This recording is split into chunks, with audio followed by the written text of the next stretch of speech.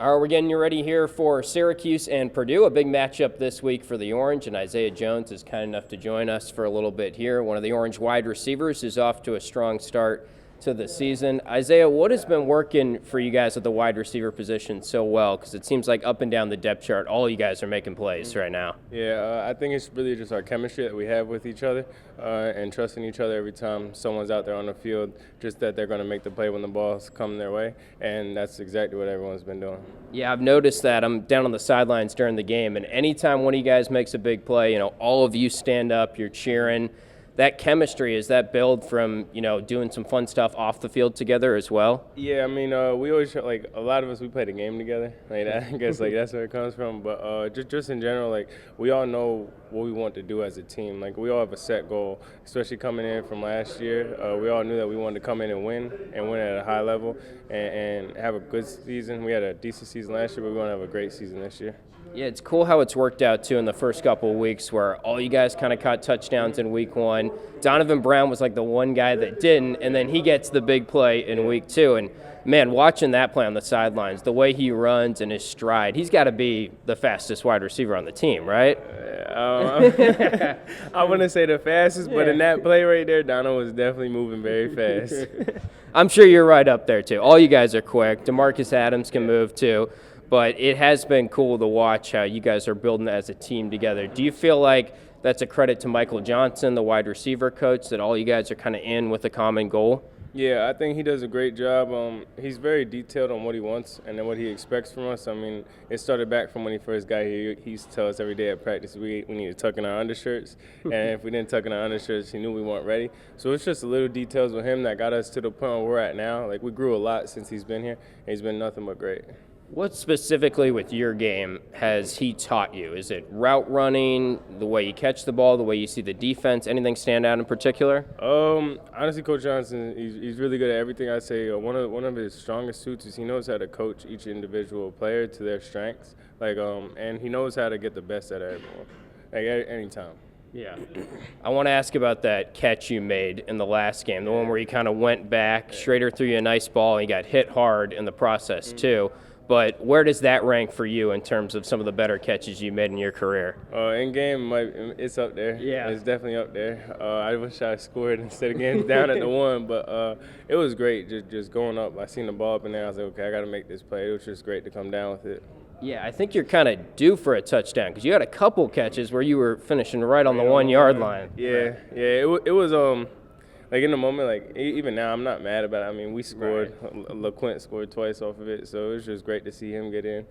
I did my job again by helping them out to get to the one. Yeah, I'm sure you're a team guy. Whoever scores, doesn't really matter as long as you guys get the win at the end of the day. I want to ask you about the Purdue game. I know last year this is the game where you got injured.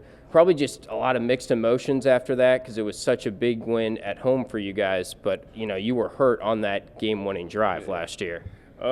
Yeah, definitely last year there was mixed emotions. Now I'm not really looking at it okay, this is a game I got hurt in. I'm just kind of just play another game and still have the same focus and concentration I had for the last two opponents, and I'm going to do the same thing this week. Is there anything you can take from playing a big role in that game last year in terms of how the defense was set up against you guys and sort of apply it to this go-around against them?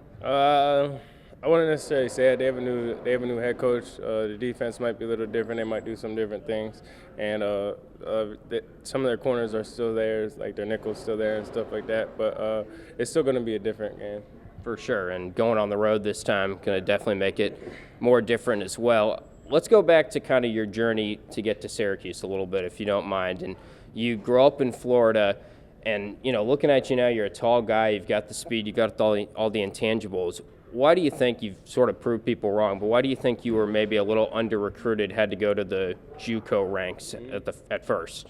It was partly because I only had one season, a film to get under the belt. But I said the biggest thing was that I just believed in myself, and I knew my abilities. It was just a matter of time before someone had enough faith and trust in me to come to their program and compete.